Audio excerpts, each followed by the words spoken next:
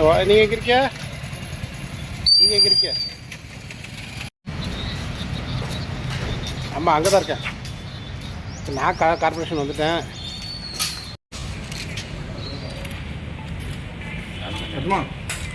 அப்படியே அப்படியே வேண்டாம், அப்படியே தள்ளிட்டாங்க. அங்கே தள்ளி